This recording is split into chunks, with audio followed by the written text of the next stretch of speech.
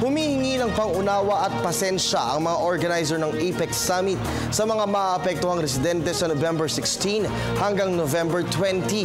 Ayon po sa Director General ng APEC National Organizing Council na si Ambassador Marciano Paynor Jr., tiyak na marami ang maapektuhan na gaganapin sa Metro Manila dahil sa mga isasarang kalsada at pagkakansela ng maraming flight sa Ninoy Aquino International Airport o NAIA.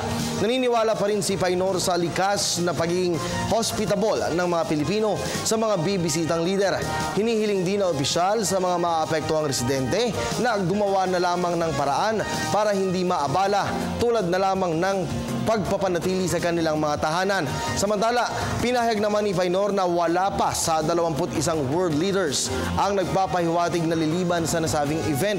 Aniya, kung sakali man na hindi makakadalo, ay tiyak na magpapadala sila ng kanilang kinatawan sa APEC Summit.